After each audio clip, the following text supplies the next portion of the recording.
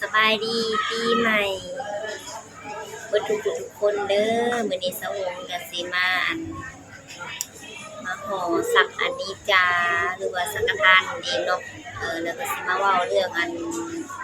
FC เพิ่นถามว่าเฮ็ดจังได๋สะวงเฮ็ดYouTube ช่อง YouTube ใหม่จังสิผ่านจังสิครบ4,000 ชั่วโมงเพิ่นก็ถามมาเดี๋ยวสิขึ้นข้อความให้เบิ่งเนาะสะวงก็สิเว้าแล้วสะวงก็ยังบ่มีประสบการณ์หลายปานนั้นเนาะที่สิแบบว่าแนะนำเพิ่นได้เนาะแต่ก็สิแนะนำเท่าที่แนะนำได้ขั้นพื้นฐานเนาะส่ำที่รู้นั่นแหละพี่น้องก็จักสิว่าจังไดเนาะตามที่สะวงผ่านมาเนาะก็สะวงก็เป็นคนหนึ่งเนาะที่แบบว่าเฮ็ด YouTube บ่ผ่านจักเทื่อเนาะผ่านยากเพราะบ่มีคนแบบสนับสนุนบ่มีคนแบบหนุนหลังเนาะก็คือสู้ด้วยตัวเองพี่น้องกว่าสิผ่านมาได้แต่ละขั้นละตอนก็บ่แม่นง่ายเนาะแล้วแต่หาแนวมาอันนี้ก่อนพี่น้อง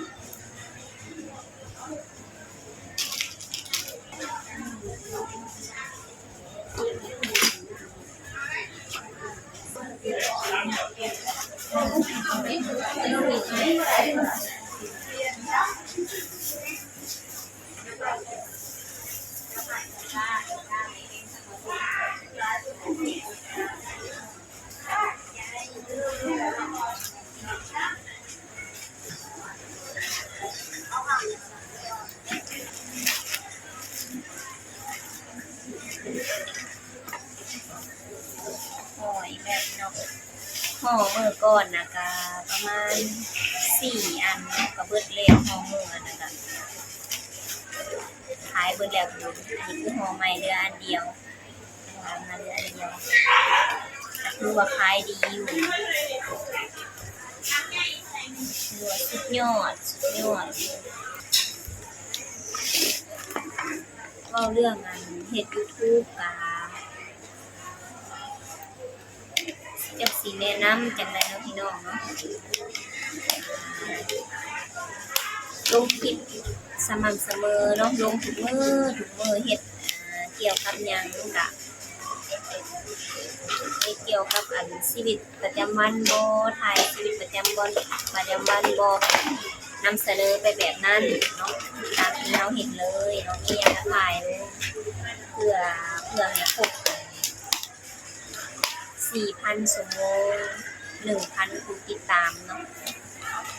1,000 คนติดตามนะฮอด 1,000 คนแล้วล่ะชั่วโมงละประมาณ 4,000 ชั่วโมงก็ครบ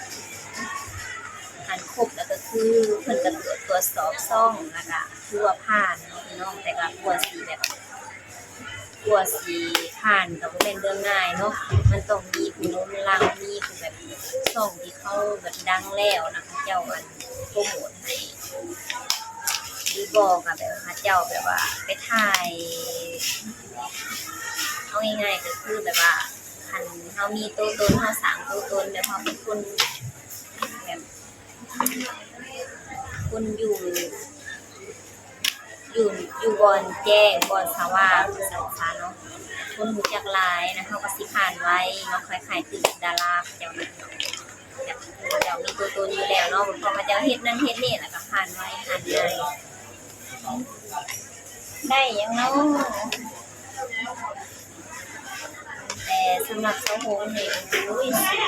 สุดแท้สุดว่าเนาะกว่าสิฮอดมื้อนี้ก็บ่เป็นของง่ายพี่น้องเอ้ยมีหลายๆคนก็ได้ยังเนาะหลายคนก็แบบว่าว่าเฮ็ดบ่ได้ดอกบ่ผ่านดอกประมาณนี้นะบ่ดังดอกก็มีมาแล้วเนาะพี่น้องแต่ก็เจ้าโฮงก็บ่สนใจคำเว้าของใครทั้งนั้นเจ้าโฮงคิดว่าเจ้าโฮงน่ะมั่นใจเนาะมั่นใจในตัวเองแล้วก็มั่นใจในสิ่งที่ตัวเองสิเฮ็ดคือแบบตั้งเป้าหมายเอาไว้แล้วก็สู้อย่างเดียวแล้วมันก็สำเร็จมาจนฮอดถึงมื้อนี้เนาะถามว่าโดนบ่ก็โดนอยู่เนาะแต่ก็ผ่านมาได้ทุกสิ่งทุกอย่างน่ะมันบ่มีหยังหรอกที่คนเฮาเฮ็ดบ่ได้ถ้าตั้งใจนะเนาะพี่น้อง เฮ็ดได้เบิดขึ้นอยู่กับว่าสิช้าสิไวสำนั้นแหละแต่สะพงก็เชื่อได้ว่า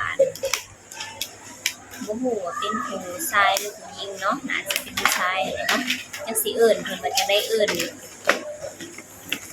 พ่อลุงเพิ่นสิหายบ่เนาะก็สะพงก็เชื่อว่าเพิ่นสิเฮ็ดได้เนาะเพราะว่าเบิ่งเพิ่นก็มีความพยายามอยู่เนาะสะพงก็เข้าไปส่องเบิ่งคลิปเพิ่นไปส่องเบิ่งช่องเพิ่นนั่นแหละแล้วสะพงก็ไปติดตามให้แล้ว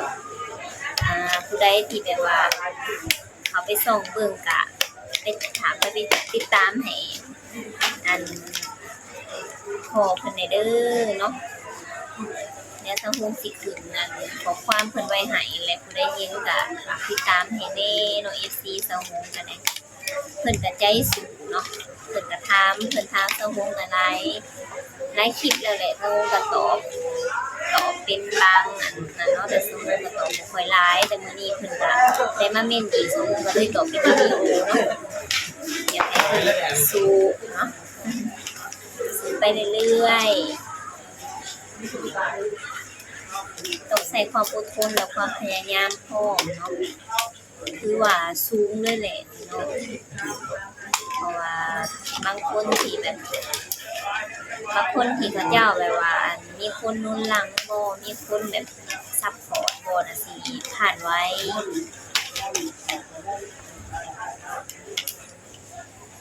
แต่เวลามีคนเว้าให้น่ะบ่ต้องท้อต้องถอยบ่ต้องใจอ่อนบ่ต้องไปแคร์คำเว้าอ่าคนที่เขาบ่หวังดีกับเฮานะมีแต่หันใจสู้แล้วก็คือเฮ็ดเลยเนาะบ่ต้องท่าอย่างทางนั้นคันเฮาท่าน่ะแฮ่งช้ากว่าเฮาสิแบบคันท่าให้พร้อมน่ะบ่มีดอกมื้อพร้อมน่ะบ่มีจักมื้อที่พร้อมอีหลีอีหยังคือกันพี่น้องเฮาต้องเฮ็ดตอนที่ยังบ่พร้อมมันสิทำกว่าเฮาสิสำเร็จกว่าเฮาสิประสบผลสำเร็จเอาเฮ็ดตั้งแต่บ่พร้อมนี่ดีที่สุดเพื่อเฮาพร้อมน่ะบ่มีหยังเกิดขึ้นแล้วเฮ็ดไปเท่าไรประโยชน์สูญเปล่าเนาะหรืออาจสิบ่สูญเปล่าก็ซ่าแต่ถ้าเฮาสู้ตอนนี้เนาะสู้ตอนบ่พร้อมนี่กว่าเฮาพร้อมน่ะจนฮอดมื้อนั้นน่ะมันก็ชินไปเลยนี่มันก็ประสบผลสำเร็จไปเลยเนาะบางคนแบบยังใส่ชีวิตวัยรุ่นอยู่ยังอยากหลินอยากกินอยู่จ้าเพื่อสิเริ่มต้นชีวิตเพื่อสิเก็บสิหาสิสร้างสิหยังก็แต่สำหรับเฮาผู้สร้างแต่ยังบ่พร้อมเฮาก็สำเร็จก่อนเนาะเฮาก็สบายก่อนคนที่เขายังบ่ทันได้เริ่มเขาก็ไล่นำเฮาบ่ทันกว่าเขาสินำเฮาทันกว่าเขาสิเข้าใจชีวิตกว่าสิเข้าใจธรรมชาติกว่าสิฮู้ว่าชีวิตเราใส่ไปในทางใดทางใดก็บ่สิฮอดมื้อนั้นนะเฮาก็ประสบผลสำเร็จแล้วดีเนาะคิดอันนี้แหละพี่น้องบอกไปบอกมากอะบอกธรรมะนี่แต่ซ้ำนี่แหละเนาะสะโฮกันแนะนำแต่ซ้ำนี่เดี๋ยวก็สิแต่คอมเมนต์นะขอเพิ่นเอาไว้อยู่ในหน้าคลิปนี่เนาะให้ FC ที่เขามาเบิ่งมาชมคลิปสะโฮเป็นติดตามให้แน่เนาะเป็นกำลังใจให้พ่อลุงเพิ่นเนาะเพิ่นต่อไป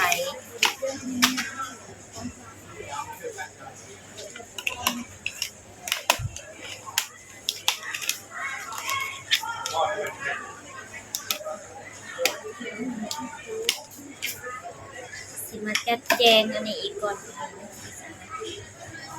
ก็สิแล้วแต่ละอย่างละแนวเห็นแนวหนึ่งแต่ยังแนวหนึ่ง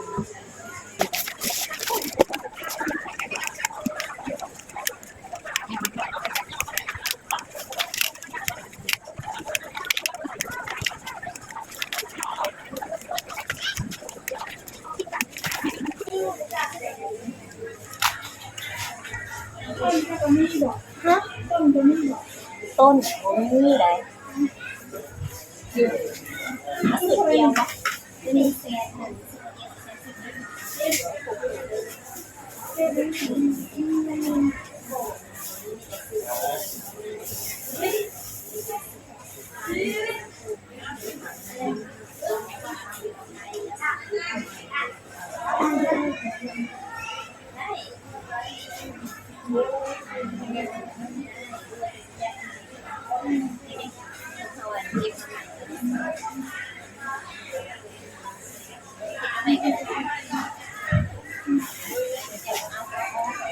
ได้ต้นที่เราต้นมาแบบนี้มันจะสิ่งมันดู เจ็บมันเฮาบ่ได้อันนั้น โอ้สิ่งนี้ก็ได้มันก็แค่ซื้อมายัดแถวอันนี้ก็เอาหนึ่งเอามาถึงแต่อันนี้ก็เอาไปยังแต่งก็เอา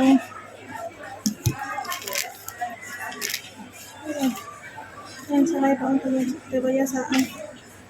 มีเอามาได้ไล่ตรงนี้ก่อน ตัวนี้บ่เนาะเอาบ่กระดาษก็ไปใส่ในวัดในหยังนั่นแหละเอาไป อย่าเป็น แต่งลึกใส่ เป็นนี้เพราะว่ามันได้สื่อตื่นเด้ แน่ๆกันมีโอวัลตินกับอีหยังนี่แหละ ใช้สื่อตื่นใส่เยอะเดี๋ยวก็จะต้องใช้ให้ขาดแล้วนี่เดี๋ยวได้เอาใช้ในกล่อง เคยเลือกเอาเลยหรือว่าอยากได้อันนั่นก็กระซ้ำใหญ่กันนี้กระซ้ำอยู่ข้างๆม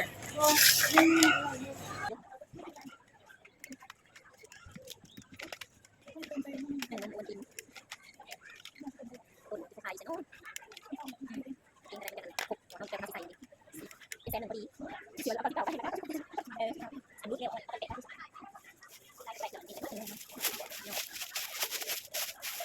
มากินเรื่องของเด็กโอ้ยกูมากินกาแฟคนก็ได้ใส่กัน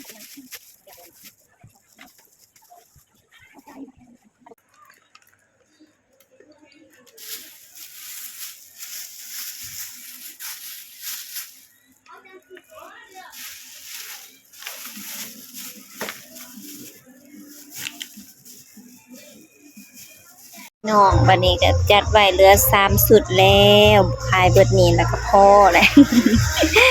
ยังบ่พอเนาะพี่น้องเครื่องก็เสียนบางนี่แหละเนาะสิมีเสียงเพลงนำย่านติดแล้วเนาะเป็นว่าคลิปนี้ก็ขอลาไว้เพียงส่ำนี้เด้อพี่น้องเสียงเพลงก็พอเสียงเพลงเนาะก็ตามนั่นแหละ FC เพิ่นถามมาว่าเฮ็ดจังได๋สาวงก็ได้ตอบไปแล้วในคลิปนี้เนาะพอกันในคลิปหน้าบ๊ายบายคนก็หลายอัปเดตให้เบิ่งแต่ละเล็กละน้อยคือเก่า